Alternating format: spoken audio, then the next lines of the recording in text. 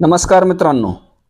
दूध व्यवसाय करताना या व्यवसायात सर्वात मोठा प्रश्न निर्माण होतो तो म्हणजे चारा नियोजनाचा. पावसाळा आणि हिवाळ्यात चारा मुबलक प्रमाणात उपलब्ध असतो. खरा प्रश्न निर्माण होतो तो उन्हाळ्यात. हिरवा चारा उन्हाळ्यात उपलब्ध नसल्याने दूध उत्पादनात खूप मोठा परिणाम होतो. यासाठीच राज्य शासनाकडून पशुधनास पुरेसा प्रमाणात पौष्टिक चारा उपलब्ध होण्याच्या दृष्टिकोनातून पशुपालकांना चारा उत्पादनाकडे आकर्षित करण्यासाठी 100% अनुदानावर चारा पिकाच्या बियाण्याचे आणि ठोंबाचे वैरण व पशुखाद्य कार्यक्रम मध्ये सुधारणा करण्यासाठी मान्यता देण्यात आली आहे. शेतकऱ्यांना त्यांच्या शेतामध्ये वैरण उत्पादनासाठी प्रोत्साहन मिळावे म्हणून 2025-26 पासून 2028-29 या कालावधीत ही योजना राबविण्यास मान्यता देण्यात आलेली आहे.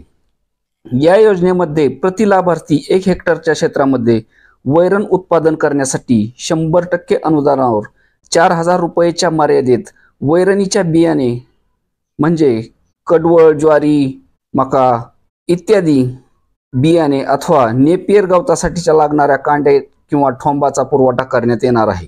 या योजनेसाठी काही अटी आहेत ते पाहूया. सर्वप्रथम तुमच्याकडे पशुधन आहे यासाठी भारत पशुधन ॲप किंवा केंद्र सरकारने वेळोवेळी निर्देशित केलेल्या प्रणालीवर तुमच्या पशुधनाची नोंद असणे आवश्यक आहे. ते पशुधन संख्या कमीत कमी 3 ते 4 असावी. जास्तीत जास्त कितीही असली तरी चालेल. अशा लाभार्थ्यांना प्राधान्य देण्यात येणार आहे. दुसरे म्हणजे वैरण बियाण्याचा पुरवठा करताना लाभार्थ्याकडे उत्पादनासाठी स्वतःच्या मालकीची जमीन असणे आवश्यक आहे आणि सिंचनासाठी सुविधा म्हणजे त्या सातबारावर विहीर किंवा बोरची नोंद असणे आवश्यक आहे. तिसरे म्हणजे वैरण उत्पादन घेत असताना त्यासाठी लागणारी खते शेतकऱ्यांनी स्वखर्चाने खरेदी करणे आवश्यक आहे. ही योजना सर्व घटकासाठी खुली असून सर्व प्रवर्गातील शेतकऱ्यांना सहभागी होता येईल.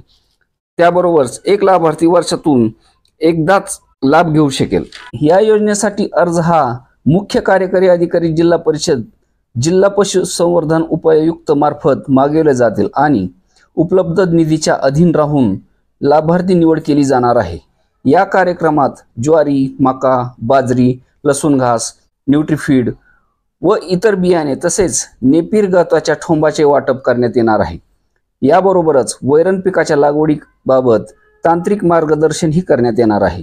तरी इच्छुक लाभार्थ्यांनी आपल्या जवळच्या पशुसंवर्धन विभागाला भेट देऊन अर्ज करू शकता आणि या योजनेचा लाभ घेऊ शकता. या योजनेत रोख रक्कम मिळणार नसून फक्त बियाणे किंवा ठोंब मिळणार आहेत आणि नंतर लागवडीचे फोटोही घेण्यात येणार आहेत. त्यामुळे फक्त गरजवंतांनीच अर्ज करावा. धन्यवाद.